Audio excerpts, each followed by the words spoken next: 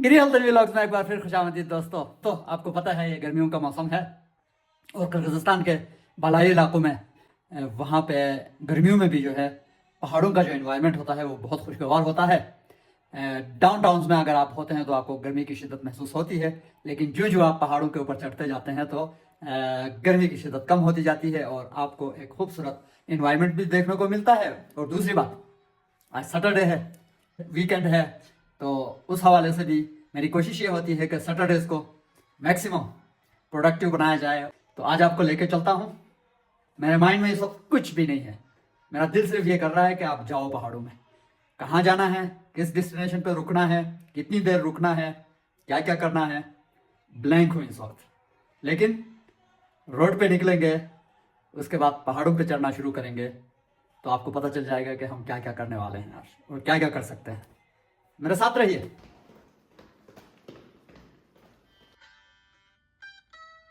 जी दोस्तों, तो यहाँ पे आप देख सकते हैं कि नरीन से मैं इस वक्त बाहर निकल रहा हूँ। अतबाशी यहाँ से 41 किलोमीटर दूर है, ताशरबत यहाँ से 112 किलोमीटर दूर है और अर्चा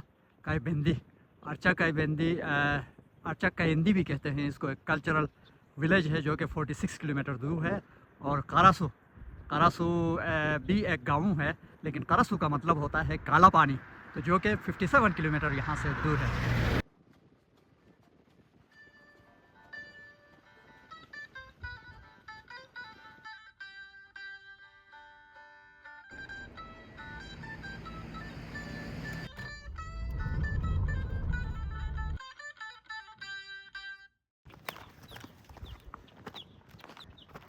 बहुत ही खूबसूरत जगह पे आज निकला हूँ मैं।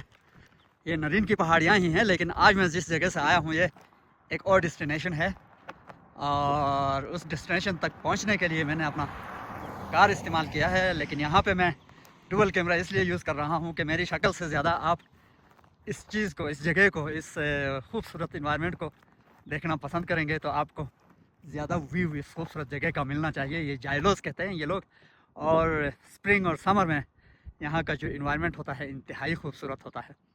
ये आप देख लीजिए, यहाँ आपको गाय वगैरह ये सारी जो है ना नेचुरल पास्चर है। इस पास्चर की खूबसूरती आप देख सकते हैं, बहुत ही हसीन। ये देख लीजिए, ये इतनी खूबसूरत। और यहाँ से जो लेफ़्ट साइड पे मैं आपको ले जाऊँगा, तो ये जो रोड है ये एक्चुअल सिल्क रोड है दोस्तों। जो आप सबको पता है, यहाँ से लेके पुराने ज़मानों में सेंट्रल एशिया और चाइना के बीच में जो कारोबार होता था, गिलगित बल्तिस्तान के रास्ते से जो रास्ता आता था वो यहाँ पहुँचता है। इसको सिल्क रोड या किर्गिज़ लैंग्वेज में जिपेक जुल्लू भी कहते हैं। तो यहाँ से आज भी जो है चाइना से बहुत सारी गाड़ियाँ, ट्रक्स गुज़र रही होती हैं। चाइना से ट्रांसपोर्टेशन इसी रास्ते के थ्रू होता है। यहाँ मैं अगर आपको दिखा सकूँ तो कुछ ट्रक्स आ रहे हैं, इनको आप मुलाहिज़ा कीजिए और फिर आगे बढ़ते हैं। मैं मज़ीद जगह दिखाता हूँ आपको।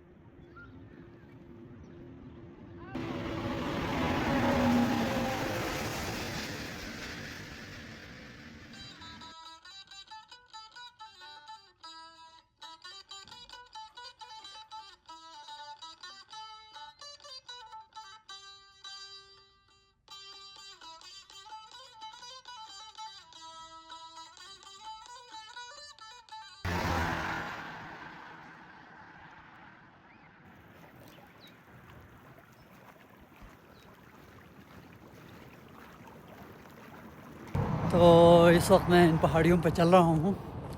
यहाँ एक मज़ेदार गांव स्टाइल का एक सेटलमेंट है, यहाँ पे आया हूँ। यहाँ मैं पिछले साल भी आया था। तो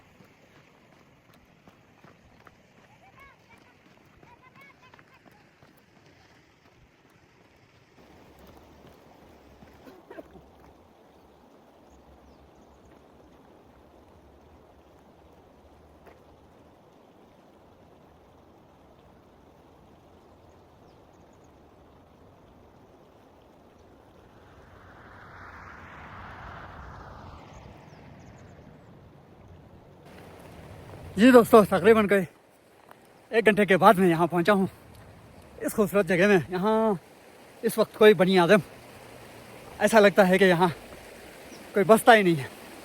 ऐसे पहाड़ियों पे आया हूँ और अकेला, सोलो हाइकिंग आपको बोला था ना मैंने। तो यहाँ पे आप ये एक दरख्त के नीचे थोड़ा सा मैं थक गया हूँ। खूबसूरत सा दरख्त है ये, आप देख लें।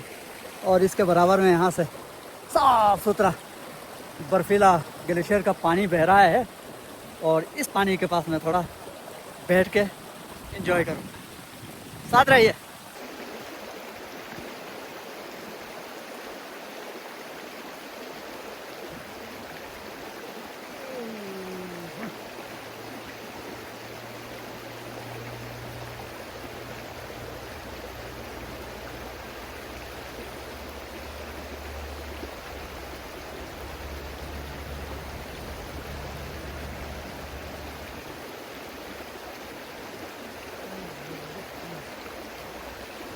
क्या ज़बरदस्त फील है यार पहाड़ों की ज़िंदगी, इसलिए मुझे पसंद है। कोई नहीं इस वक्त यहाँ पे मैं, कुदरत का ये हसीन नज़ारा, बहते हुए पानी की आवाज़, परिंदों की हल्की फुल्की चहचहाहट और बस पानी की तरह ज़िंदगी को भी बहते रहने दो। ज़िंदगी रुकने का नाम नहीं है, चलते रहने का नाम। जी दोस्तों, तो मैं आपको कह रहा था कि ज़िंदगी जो है ना, जिस तरह पानी यहाँ से बह रहा है ना, पानी के बहाव की तरह बहते रहने का नाम है। ज़िंदगी में जिस वक्त आपने ब्रेक लगा दिया ना, उसको रोकने की कोशिश की, आपकी ज़िंदगी का सारा मज़ा ख़त्म हो जाएगा। इसलिए अपने ज़िंदगी को पानी की तरह बहने दे, गुज़रने दे। जैसा भी है उसको खूबसूरत बनाने की कोशिश करें। बाकी सारी चीज़ें ऊपर वाले के हाथ में होती हैं। इस तरह के हसीन नज़ारों को अपनी ज़िंदगी का हिस्सा बनाइए और मेरे साथ रहिए। अभी तो बहुत कुछ दिखाना बाकी है।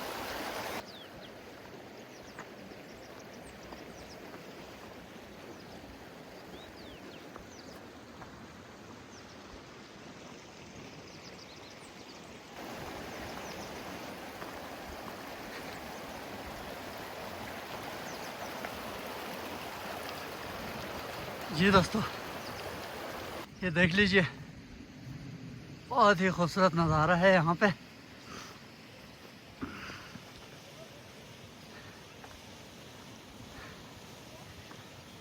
छिर कहते हैं, छिर छिर या छिर किर्गिज़ लैंग्वेज में इस जगह को। यहाँ पे एक वो है, क्या कहते हैं, आबशार। ये मैं आपको दिखा देता हूँ, खूबसूरत है।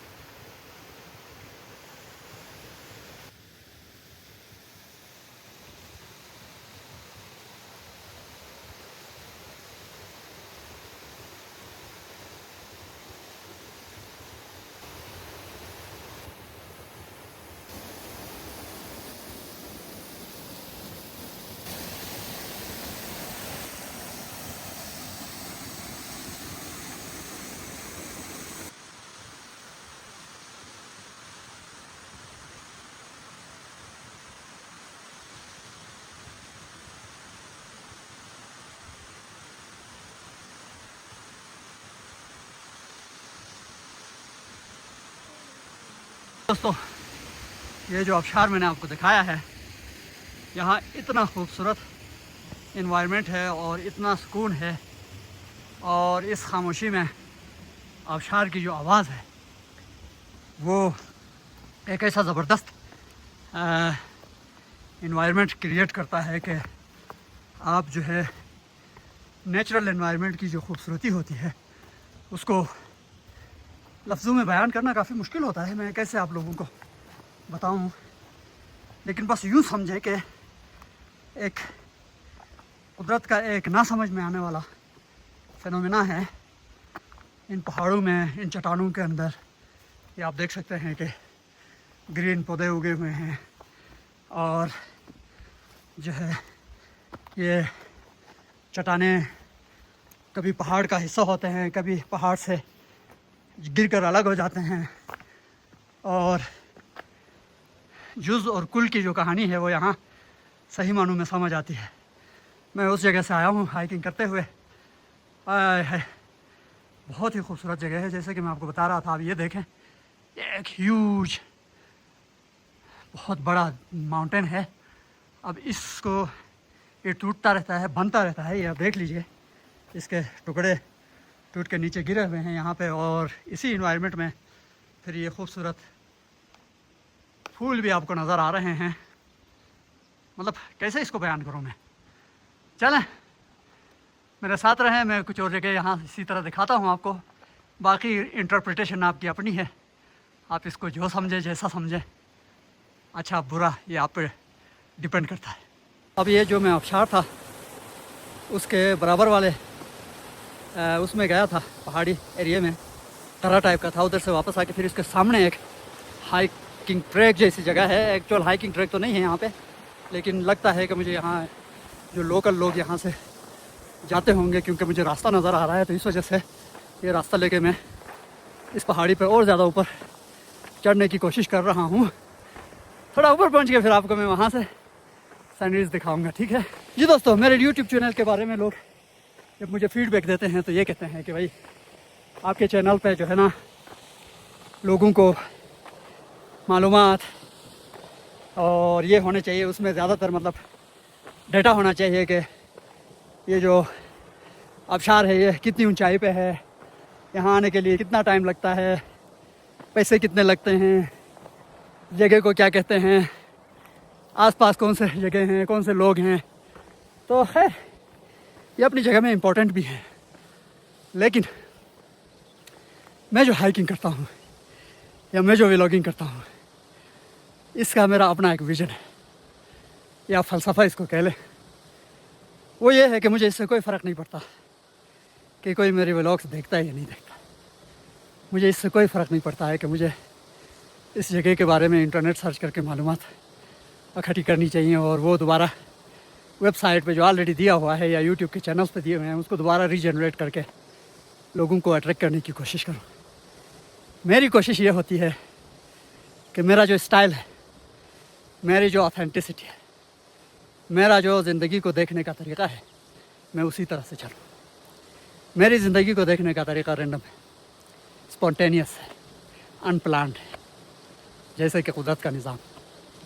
आपको ज़िंदगी का कोई भरोसा है? आपके पास ये गारंटी है कि कल सुबह आप ज़िंदा बचेंगे? आपके पास ये श्योरिटी है कि आप आज 10 साल के बाद जाके आप जो है कोई और चीज़ करेंगे और श्योर हैं? नहीं। आपके पास ये लम्हा है, आज का लम्हा। आज के लम्हे में आप क्या कर सकते हैं वो करें, और मैं वो कर रहा हूँ।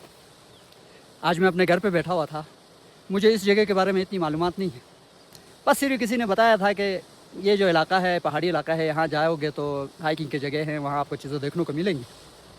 बस ये इशारा काफ़ी होता है, मैं पहुँच जाता हूँ। और फिर अकेले आप देख रहे हो, कोई नहीं है मेरे साथ यहाँ। तो चलते चलते जहाँ मुझे नज़ारे अच्छे लगते हैं वहाँ रुक जाता हूँ। मुझे इस चीज़ से कोई गरज नहीं है कि उनका नाम क्या है, उनकी डेंसिटी क्या है, उनका वॉल्यूम क्या है, उनकी फ्रीक्वेंसी क्या है, पता नहीं। डेटा की बात नहीं करता हूँ मैं। लेकिन ये आपको पता है ना, ये एक खूबसूरत आबशार इधर है, ये नरीन में है, ये आपको पता होना चाहिए। आप यहाँ पहुँच जाएंगे, नरीन आएंगे तो इधर भी पहुँच जाएंगे, ठीक है ना। तो इसलिए मैं नेचुरल अंदाज में अपने नेचुरल व्लॉग्स करता हूँ। और जिस जगह जाके जो फीलिंग मेरी डेवलप होती है, जो बातें मेरे माइंड में आती है, वो मैं बोल देता हूँ। इसको कहते हैं क्रिएशन या क्रिएटिविटी। मेरी क्रिएटिविटी ये नहीं है कि पहले पेपर पे लिखो, फिर उसको काटो, दोबारा लिखो, दोबारा काटो, फिर उस टेक्स्ट को पढ़ो, उसको मिटाते रहो, दोबारा बोलते रहो, डिलीट करो, दोबारा रिकॉर्ड करो। Takes a hell of time. मुझे वो नहीं चाहिए। कभी करूँगा, कभी कभी करूँगा, उस तरह की व्लॉगिंग भी करता हूँ, कभी कभी स्क्रिप्टेड कर लेता हूँ, लेकिन वो भी हैवीली स्क्रिप्टेड नहीं होते हैं। लेकिन ये अभी जो खड़े होकर इस हाइकिंग ट्रैक पे मैं जो आपसे बात कर रहा हूँ, ये मुझे जो खुशी देती है, ये मुझे जो सेटिस्फेक्शन देती है, ये स्क्रिप्टेड व्लॉग्स और जो व्लॉगर जो गाइड्स बनाते हैं अपने चैनल पे, वो हेल्प नहीं करते हैं मुझे। साथ रहिए, एंजॉय कीजिए।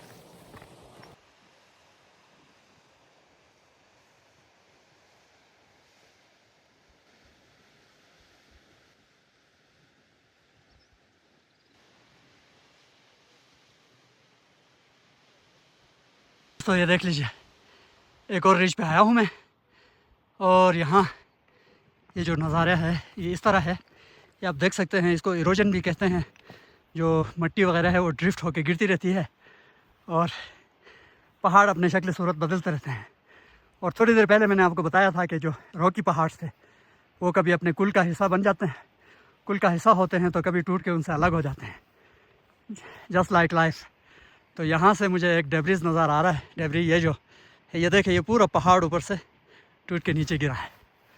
तो ये है, ये जो नेचुरल प्रोसेसेस होते हैं पहाड़ों में, इनसे वाक़ियत ज़रूरी है। और कभी भी ख़ासकर बारिशों में, बेड वेदर में ऐसे जगहों पे जाते हुए थोड़ा सा एहतियात करना पड़ता है। लेकिन अगर वेदर अच्छा हो तो फिर यहाँ की जो खूबसूरती है ये आप लफ्ज़ों में बयान नहीं कर सकते। ये देख लीजिए। तो अब मैं तकरीबन ये रिज क्रॉस कर चुका हूँ। तो अब यहाँ से आपको जो व्यू नज़र आएगा दूसरा, ये अनएक्सपेक्टेड होगा मेरे लिए भी, आप लोगों के लिए भी। देख लीजिए, ये देखें जी, एक और इंतहाई खूबसूरत जगह यहाँ देखने को मिल रहा है। ये देख लीजिए।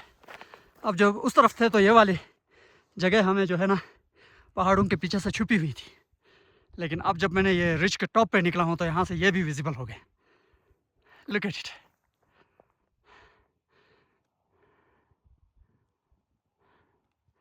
पहाड़ों की मिस्ट्री ये है, यहाँ जब आप एक पहाड़ की चोटी देखते हैं और उसको अपना डेस्टिनेशन या माइलस्टोन बना के उधर पहुँचते हैं तो वहाँ से आगे एक और रिज आपको नज़र आता है। बिल्कुल यही हुआ है मेरे साथ। अब मैंने ये रिज क्रॉस कर दी तो ये दूसरा रिज यहाँ मुझे नज़र आ रहा है, इसको भी मैं क्रॉस करूँगा इंशाल्लाह। यहाँ पहाड़ों पे बहुत खूबसूरत फूल, खुतरो जंगली फूल होते हैं, आप देख लीजिए। वाह, सो ग्रेट। कलर के, हर कलर के, ये वाइट देख लें आप, उसके बाद ये पर्पल कलर। जी दोस्तों, वो वाला रिज भी मैंने क्रॉस कर लिया है, लेकिन यहाँ से मुझे दोबारा वो जो आबशार वाला इलाका है वो नज़र आ रहा है। लेकिन यहाँ से अब देखिए, ये भी ज़िंदगी की चीज़ों को देखने का पर्सपेक्टिव जो कहते हैं, परसेप्शंस जो कहते हैं, कि रियलिटी और फिक्शन या जो आपकी परसेप्शन होती है वो हमेशा एक जैसी नहीं रहती है। जब मैं इस आबशार से नीचे था तो ये आबशार मुझे ह्यूज नज़र आ रहा था और मुझे ऐसा लग रहा था कि इसके पास जाना बहुत मुश्किल काम है, ये जो है ख़तरनाक भी हो सकता है। लेकिन जब मैं उसको क्रॉस करके ऊपर निकल के इससे बड़े पहाड़ों पे आया हूँ तो अब आबशार मुझे छोटा लगने लगा है। ये आप देख लें, बिल्कुल छोटा नज़र आ रहा है यहाँ से। अब यहाँ आके मुझे ऐसा लग रहा है कि ये तो कुछ भी नहीं है। तो ज़िंदगी में भी ऐसा ही होता है। आप लोग जो टारगेट्स बनाते हैं अपनी लाइफ में, या आपकी लाइफ में जो मुश्किलात आती हैं, बाज़ औक़ात लगता है कि वो बहुत बड़े बड़े टारगेट्स हैं या बहुत बड़े बड़े प्रॉब्लम्स हैं आपकी लाइफ में, मसाइल हैं। लेकिन जब आप उनको एक दफ़ा टैकल करते हैं, उनको क्रॉस करते हैं, तो वो मसले फिर बहुत छोटे लगते हैं। यहाँ से मैं वापस मुड़ूंगा, फिर देखता हूँ और क्या क्या कर सकता हूँ मैं आज। जी दोस्तों, इस पहाड़ी का जो लास्ट रिज था वो भी मैंने क्रॉस किया है और यहाँ से एक और ख़ूबसूरत इलाका खुलता है, ये आपको दिखाता हूँ। ये आप देख लीजिए। इस वक्त जो धूप है वो पहाड़ों, उसके बादलों के पीछे चला गया है, तो इस वजह से इन्वायरमेंट थोड़ा सा डिफरेंट आपको नज़र आएगा। और यहाँ तरह तरह के परिंदे नज़र आते हैं मुझे, और ये इंतहाई खूबसूरत ग्रीन एक पैच इन पहाड़ों के बीच में है, और वहाँ बीच में से कोई रास्ता भी है। तो डेफिनेटली लोकल्स जो चरवाहे वगैरह हैं वो अपने माल मवेशियों के साथ इन पहाड़ों के ऊपर जाते होंगे। तो ये बहुत ही खूबसूरत रिज है। यहाँ से मैं ये आपको दिखा देता हूँ, एक बहुत बड़ा डिच जिसको हम कह सकते हैं। आपको मैं बताऊँ, जो पहाड़ों चट्टानों वाला जो एरिया था वो यहाँ नीचे का ही था। मैं उसमें से ऊपर आ रहा था, लेकिन वो बहुत मुश्किल था पहाड़ों के बीच में, चट्टानों में। तो फिर मैं दूसरे साइड से चढ़ा हूँ, लेकिन इन पहाड़ों पे आप देख लीजिए तो हर किस्म के फूल आपको नज़र आते हैं। बहुत ही खूबसूरत, बहुत ही हसीन, मज़े वाले। वाह, ये देख लीजिए, ये देख लीजिए।